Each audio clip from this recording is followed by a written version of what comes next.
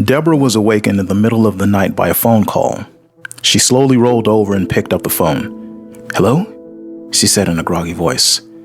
It was an automated, robotic voice on the other end. "This is the Denton County Jail. You have a collect call from Travis," the young man's voice said. "Do you accept this call?" Deborah already knew who it was. She sighed. "Yes." The line beeped in, and the man on the other end started talking. "Mom, I'm in jail. Can you please come and get me out?" Deborah sat up in bed. "What did you do this time, Travis? What have I told you about being out this late? There's nothing but trouble out this time of night." The young man cut her off before she could continue fussing at him. "Mom, it's not my fault. These guys started up some mess with me at a bar over some girl." "Well, if it's not your fault, then why are you the one in jail?" The man was silent. "With your temper, you don't need to be hanging out in any bar. There's nothing but fools out this late anyway." The man let out a loud sigh on the other end of the phone. "Can you please just come and get me?" Deborah relented. "I'm on my way. You be careful in there, okay?" Though not an ideal situation, Deborah was used to this kind of thing from her son. Travis was always getting into trouble. He was what you would call a bad egg. As a single mother, she had done her best to raise him, but the fast life had a big pull on Travis since he was a kid. He was now 25 years old and had already been arrested a handful of times, mostly for misdemeanors, petty theft, drug possession, and trespassing. But Travis had actually committed more serious crimes. He just hadn't been caught yet. The irony of the whole thing was that Deborah was a good God-fearing woman who had tried to keep Travis on the right path, but she had very little influence on him. He was just too hardened to listen. And it didn't help that she was a bit of an enabler and was always making excuses for Travis's behavior. She was constantly getting him out of messes he had created for himself. He was her baby boy. That's how she saw him now and forever. Deborah arrived at the police station after paying Travis's bond, and he was released to her. On the car ride home, she gave him her usual lecture about changing his life.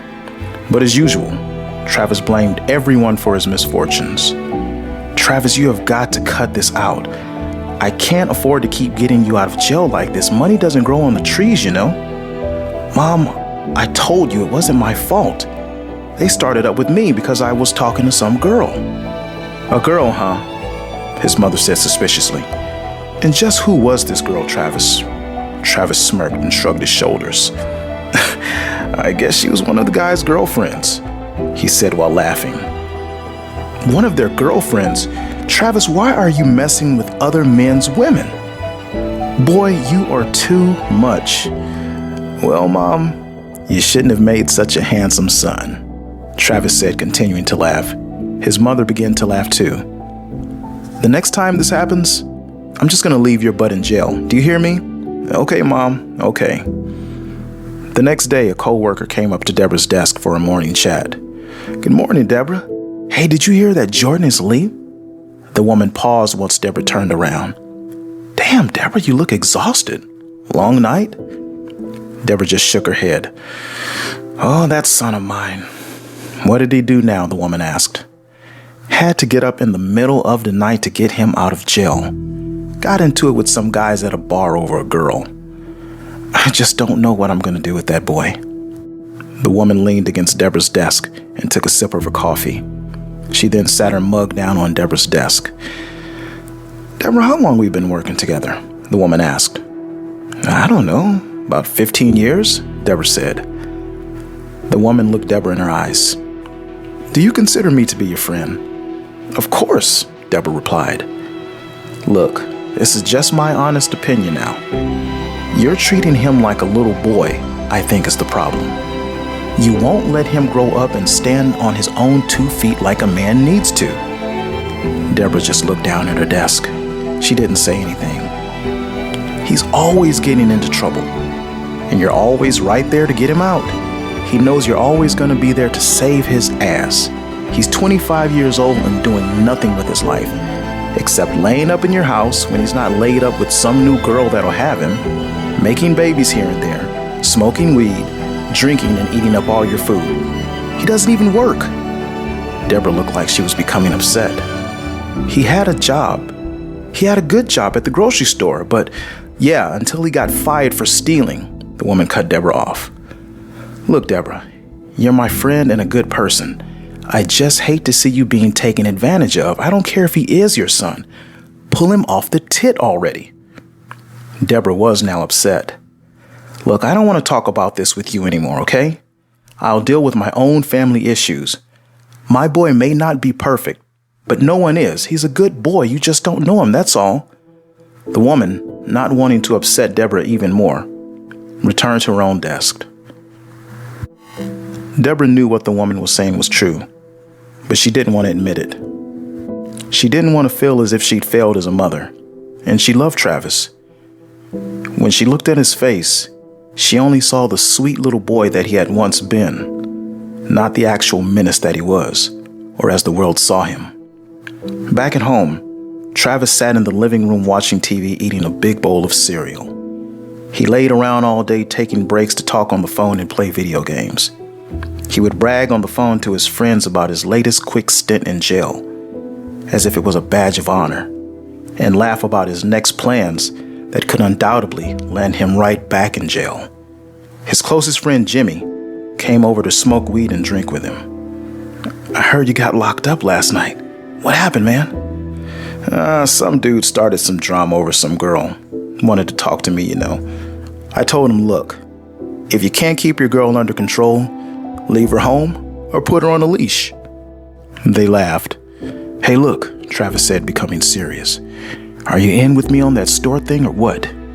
Jimmy's shoulders slumped. He seemed to sink down into the couch. Hey, man, I don't know, Travis. I ain't never robbed no store before. That's a little out of my league, man. Hey, come on, Jimmy. I already told you every Thursday they take the money and deposit it into the bank. We can catch them on their way out when they're closing up. Nobody's in the store at that time. There's only 2 guys we have to worry about, and they're old. They're not going to want to give us any trouble. Plus, I already told you, I already got the gun. I just need somebody to watch the door and the other guy while I take the money out of the safe. Easy money, man, in and out. Let me think about it, Travis. Man, you're either in or you're out. There's going to be like 10 to 15 grand in there. You're telling me you don't want a piece of that? Jimmy reluctantly agreed to help rob the store. He'd never been able to tell Travis no. Travis always was able to coerce Jimmy into trouble. Later on that day, when Deborah got home from work, she was about to open the door, but it opened before she could put the key in. A young woman came rushing out of the house. She was fixing her clothes. Hi, the young woman nervously said. Deborah watched as the woman made her way past her and went to her car that was parked in front of the house and drove away. Deborah walked in the house. Travis was sitting on the couch watching TV. What have I told you about having people in my house that I don't know, Travis? Don't worry about it, Mom. I know her. She's my friend. Don't get smart, Deborah shot back. That girl looks like she could use a bath. Where'd you find this one? Travis laughed. I just met her last night. Deborah stopped in her tracks and stared at him. Travis, you mean to tell me that's the girl from the bar? The one you got into the fight over? That would be the one, Travis proudly said. I told you, Mom. I always get what I want. Deborah shook her head, kicked off her shoes, and went to the kitchen. What are you gonna cook? Travis yelled from the couch. Travis, you've been home all day. Why didn't you cook something for yourself? Because I love your cooking, Mom. You always make the best stuff. Talk like this always softened Deborah's heart, so she cooked a meal for Travis. A couple of days went by, and Travis did more of the same, sitting around, eating, smoking, and playing video games. But today was different. Today was the Thursday he and Jimmy planned to rob the convenience store. On her way out, heading to work, Travis came out of his room to catch his mom before she left. Hey, Mom, I have a job interview today. Can I get a little money for the bus to buy a nice shirt and for lunch? Oh, really? And what's the job? Deborah asked. It's a tire and detail shop. Just opened up. I have a friend that works there. He said he can get me in. Okay, well, good luck, Deborah said and happily handed over Travis some money out of her purse. The money wasn't for the bus, or a new shirt, or lunch. The money was for drugs, so he could get high before the robbery.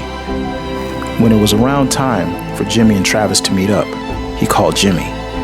Hey, I'm about to head up. Let's meet on the corner at 6 o'clock. Jimmy was scared. He didn't want to do it, but he agreed to do it anyway. When Travis arrived at the meeting spot, Jimmy was nowhere to be found, so Travis waited.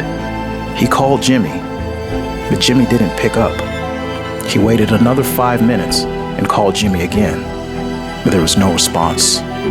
Travis became angry and impatient, so he decided to do the robbery himself. He'd deal with Jimmy later.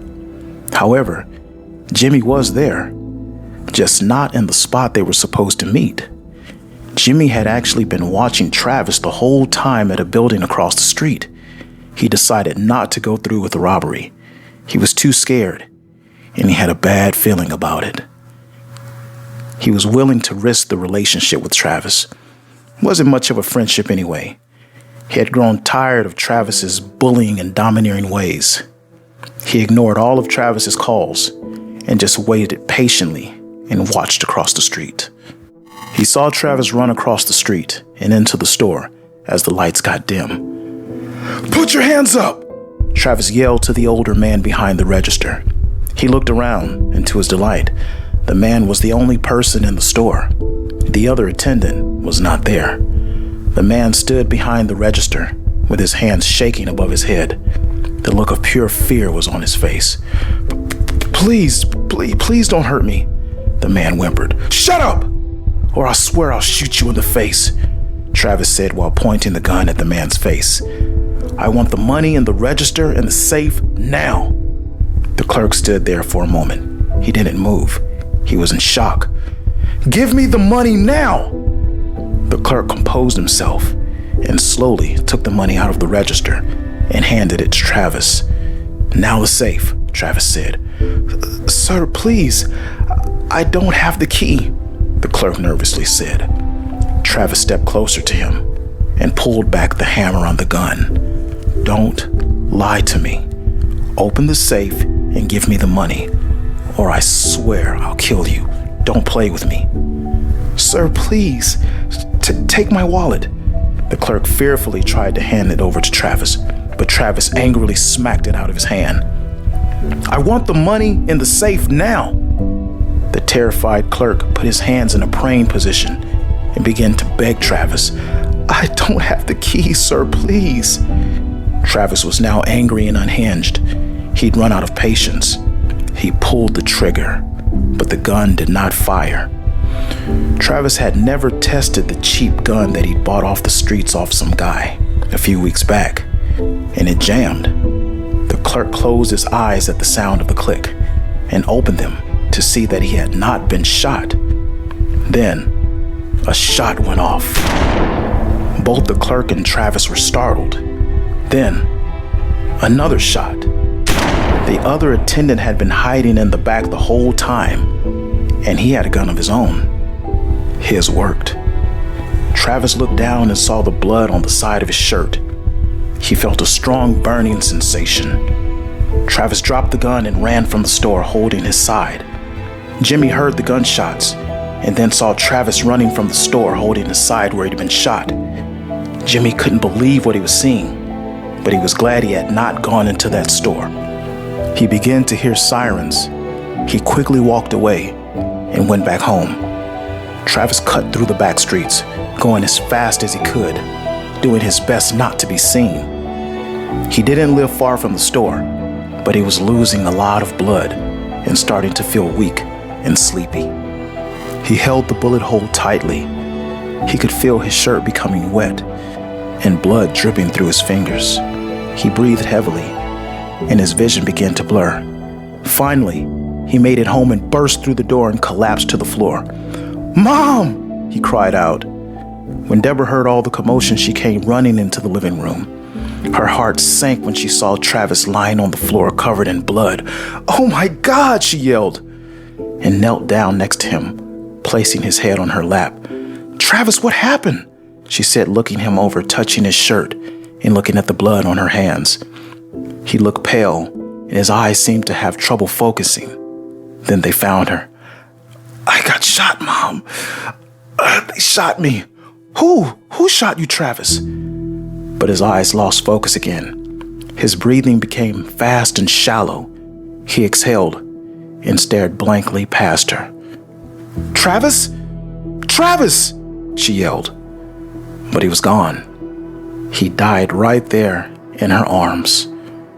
Deborah was destroyed and overcome with grief. She couldn't accept the fact that her son was dead. She cried over his body, but her mind raced. Maybe he didn't have to be dead. Maybe there was something she could do. She couldn't let him go, not like this. Deborah lived in a city that had a strong history and people dabbling in dark arts and black magic. And there were still people who practiced it. It was their culture, their way of life. Deborah had grown up in this city since she was a child and knew exactly where to find such people. Deborah rushed out to a bank ATM and withdrew as much money as she could. She raced back home and gathered everything of value she could think of. She wasn't going to be able to move Travis's body by herself, so she made a phone call. She called the only person she felt she could trust to keep this a secret. She called his friend Jimmy.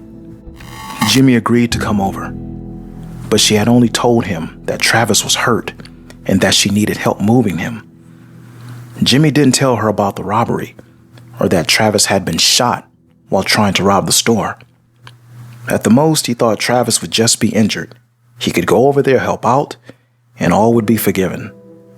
When Jimmy arrived at the house, he saw that the situation was much worse than just Travis being injured. Travis was dead. His mother didn't want his help taking Travis to the bed or to the hospital. She wanted Jimmy to help load him in the car. Jimmy was scared, but he felt guilty about not helping Travis rob the store. He thought, maybe if he had gone to help, Travis might still be alive. He owed it to him. He owed it to his mother to help now. He grabbed Travis under his arms. His body felt cold and stiff. The smell of all the blood made Jimmy nauseous, but he forced himself to go through with it. They put Travis's body into the back seat of her car. "Jimmy, please don't tell anybody about this. You can't tell anyone, do you understand?" "Yes, ma'am, Miss Taylor. Where are you going?" Deborah thought for a moment. "I'm going to make things right." She got into her car and drove away. Deborah drove until she reached the outskirts of town, to a rural area that not many would know about. As a child, she'd heard the stories about these old medicine people and the otherworldly things they could do. Some would say it was nothing more than witchcraft and evil, but Deborah didn't care. She just wanted her son back. She reached an old wooden shotgun house next to a dark lake. She parked in front of it. Deborah turned and looked into the back seat. Her dead son's body was cloaked in darkness. Two tall, lean, gaunt-looking men came out of the house and stood on the porch. They stared at her. The car lights seemed to reflect off their eyes like an animal's would. She got out of the car and nervously walked up to them. I'm sorry to disturb you," Deborah said, fumbling with her hands. I need help. My son, he needs help." The men never said a word. They just stared at her. Then, a shrill voice from inside the house spoke out. "What's wrong with the boy?" Deborah couldn't see inside the house. It was too dark and seemed to be lit by lanterns or candles. "He's hurt. He's been shot. He's in my car. Can you help him, please? I heard the old stories about..." Deborah trailed off. The voice inside the house spoke again. "I can feel the life of 3 people out there. My 2 boys, you. But the one in your car is dead." "Please, I can't let him go like this. Please help me." "Come on in," the shrill voice said. The two men stepped aside and let Deborah into the house. There was an old woman sitting in a chair in the corner. It was dark. Deborah couldn't make out the woman's face, and she never moved. The woman looked like a big doll. "What is it that you want, miss?" I want you to save my son," Deborah said, starting to tear up. "Your son can't be saved. He's already too far gone. I can smell him from here.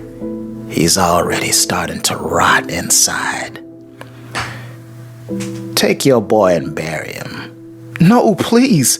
Look, I have $3,000 in cash and about $2,000 in jewelry. I can get a little more tomorrow when the bank's open. You can have it all, please. Just bring my son back to me." The woman raspily laughed. "You can't bring back what's already dead. Even if I could, it wouldn't be the same." "What do you mean?" Deborah asked. "I can give you a little more time with him, but nothing's perfect. Your choice." "Please, just do whatever you can," Deborah said. She was desperate. "Where's the money and the jewelry?" the woman asked. "I have it right here." Deborah held out a paper bag she had put it in. "Come closer," the woman said. Deborah slowly approached the woman, her face still hidden in darkness. Only her long gray hair was visible from the candlelight. "Place your offering at my feet." Deborah did as she was told. "Come closer." A thin, aged hand emerged from the darkness, holding a small bowl. "Now spit in this bowl." Deborah leaned forward to spit in the bowl. The woman grabbed Deborah's hair with her other hand and yanked out a few strands. Deborah gasped in fear. "Spit in this bowl," the woman repeated. Deborah spit in the bowl. "Boys," the woman called out to the two men on the porch. They peeked their heads in. "Bring the boy's body in out of the car." Without saying a word, they turned and did her bidding. "Your boy will be back to you tomorrow night," the old woman said. "Oh, thank you so much," Deborah said, wiping away tears. "Your son is yours to deal with. When all this is over, don't come back here again." Deborah left the house. On her way out, she passed the two men bringing in Travis's body. She rushed over and kissed him on his forehead and left. On the ride home, Deborah wondered if what she had done was right. She didn't even truly understand what she had done. Was it even possible? Maybe she had just given all of her money to a fraud. Could the dead be resurrected? She started to feel foolish. But what if it was possible? Even just a chance. Either way, what was done was done. Deborah called in to work the next day. She was exhausted and just too nervous to be productive at work. She paced around the house all day. She didn't eat. She had no appetite. The realization of what had happened was sinking in. She had taken the body of her dead son to a stranger in the woods to do God knows what with. How stupid, she thought, but held on to hope that Travis would soon be coming home. When night finally fell, Deborah sat in her living room, watching the door, not really knowing what to expect. Would he burst through the door like some kind of monster? Would he come in wanting her to cook something to eat for him? As time went on and nothing happened, the more foolish she began to feel. What was I thinking, she said to herself. How can I get my son's body back from them? She thought. Deborah had made a big mistake. But somewhere, in the dark woods, the figure of a man walked through them slowly. He stumbled down a dense wooded path. There was a dim light that shined and pulsated in the black shadows of the trees. The man walked into the light and disappeared. Travis was coming home. Back at the house, Deborah had fallen asleep. She dreamed of that night and tossed in her chair. She woke up and looked at her watch. It was a little past 1 a.m. She fell back asleep. Shortly, she woke up again and looked at her watch. It was a little past 2 a.m. She sighed and looked up. Travis was sitting right across from her. Deborah screamed in shock at the sight of her dead son sitting in front of her. He stared at her with no expression. He looked tired, and his color was faded and grayish. The blood around his face and clothes was dark and dried. "Travis, is that you?" "Yes, of course it's me, Mom. I'm tired. I'm going to bed." He got up and walked to his room. "Good night, Mom." Deborah couldn't believe what just happened. It worked. It actually worked. She had her son back. When Deborah woke up later that morning, she went to check on Travis. He was sitting at the foot of his bed, staring at the wall. He stank, and indeed he still looked dead. Dried blood had crusted under his nose and around his mouth. "Travis, are you okay, son? How do you feel?" "I feel okay, Mom. I'm just tired." His muscles seemed to tighten and cause his body to tense up. It was the rigor mortis. Though he was talking and moving around, Travis was very much dead. "Travis, I have to go to work now. Maybe you should take a shower. You've had a rough couple of days." "Okay, Mom," he said with no emotion. She hugged him, but he didn't hug her back. He felt cold. Deborah knew something was not right with him. She left for work that day, wondering if she had made the right choice. When she arrived home that day after work, she noticed the same car that the young woman whom Travis had gotten into the fight over at the bar was driving was parked outside of her house again. She parked the car and rushed into the house. The house smelled like him now. "Travis? Travis!" she called out. The house was dark and quiet. Travis came out of the room. He had blood on his hands. "Travis, is that girl here again? The one from the other day?" Travis smiled and pointed to his room. "I called her to come over, and she did. You shouldn't have had such a handsome son, Ma." He laughed and coughed up a dark fluid that dripped onto his shirt. Deborah went into his room and saw the woman's battered body on the floor. She had been beaten to death. "Oh my God, Travis, what did you do?" "Well, she wanted to leave, and I didn't want her to leave. Now she can't." "Make her like you made me." "Travis, I can't do that. It doesn't work that way." "Make her like you made me!" He screamed, then sat at the foot of his bed and stared at the wall. Deborah dragged the woman's body into the closet while Travis just sat there, staring at the wall.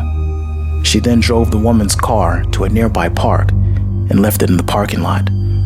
On the short walk home, she thought about the nightmare happening in her house, but she was in too deep now. There was no turning back. When she got back home, Travis was still sitting at the foot of his bed in the dark. She knew at this point that her son was dead, and that this thing sitting in his room was definitely not her son.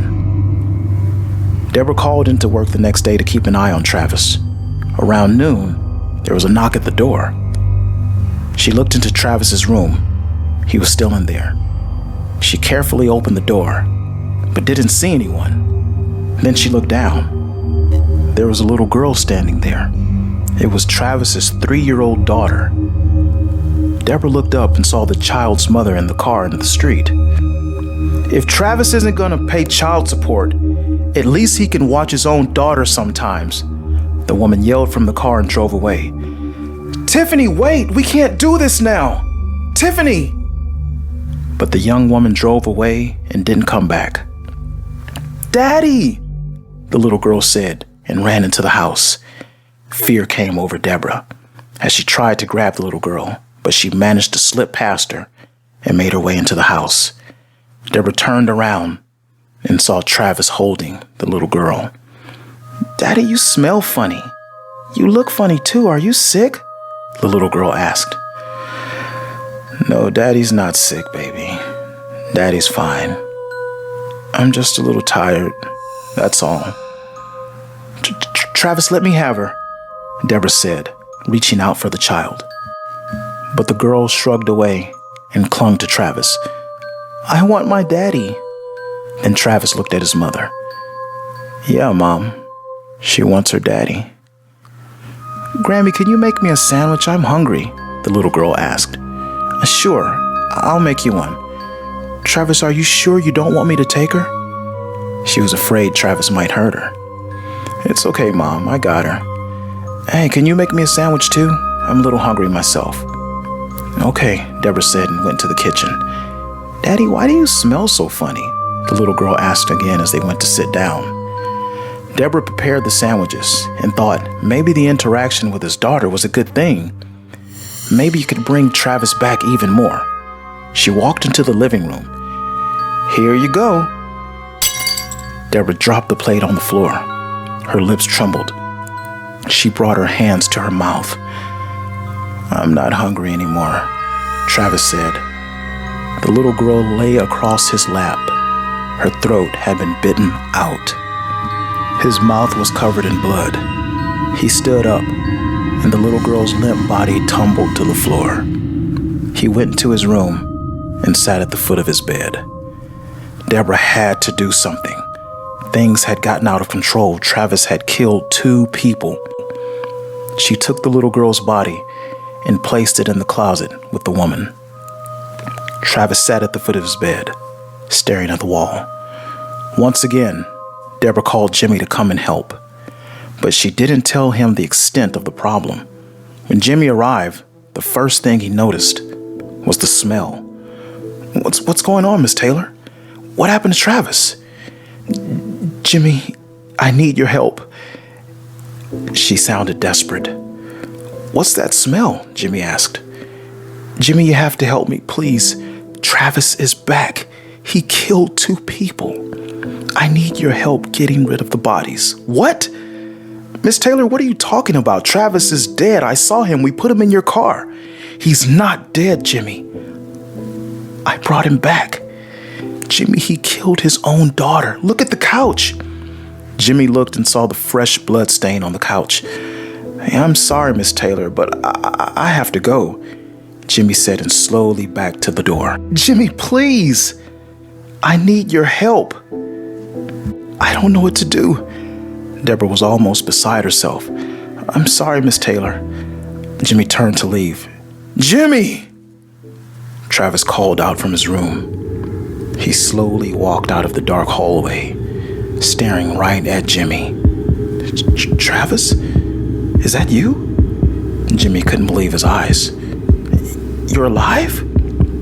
As Travis came into the light, Jimmy could see that Travis definitely was not alive.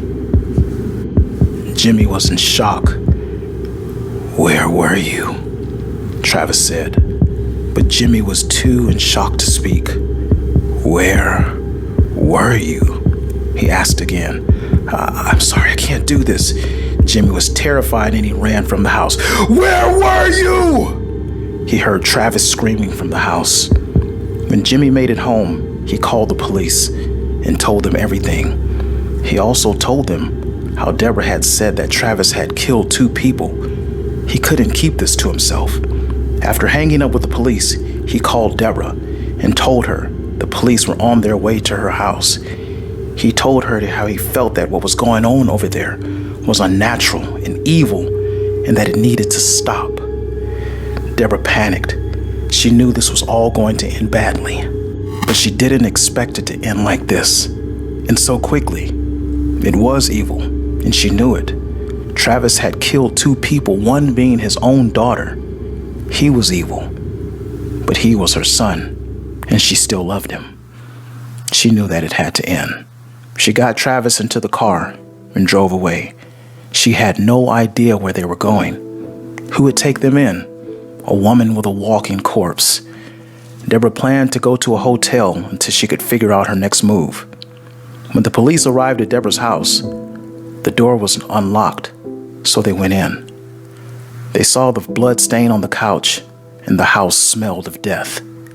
They searched the whole house and discovered the 2 bodies in Travis's closet. The police officers put out an APB on Deborah's car. Soon, a patrol unit spotted Deborah's car on the highway. He got behind her and put his sirens and lights on. Deborah thought about not stopping, just trying to see if she could get away, but she knew it was over. So she pulled over to the side of the road. She began sobbing. She didn't know what would happen to them. What would happen to Travis? Would he attack them? How could she come back from this? "I'm so sorry, Travis. This is all my fault." Travis was silent. She heard him shift in his seat. "No matter what happens, I love you." She looked over at him. His head was turned to her. His dead grayish eyes stared emptily at her. He didn't move. "Travis? Travis!" He didn't respond. Travis was dead, but for real this time. The temporary life that the old woman had given him had ran out, and he was as he should be. The police approached Deborah's car and pulled her out. As they made their way to the passenger side, they opened the door and were shocked to find the dead body sitting there. Travis was in an advanced state of decay. They looked at Deborah, but she just hung her head and stayed silent. What could she tell them? No one would believe her anyway. At the end of it all, Deborah was charged with the murder of the young woman and Travis's daughter, and for abuse of a corpse for not reporting Travis's death and illegal transport of his body. The news story read, "Local woman kills 2 and is caught with the decaying body of her son in her car." Deborah sat alone in the jail TV room, watching news coverage about herself while holding a picture of Travis. Hello all, and thank you so much for supporting the channel. If you've liked this content, please click the like button, share, and subscribe to receive notifications for new dark stories. Until the next time, be good to each other. It's a scary world out there.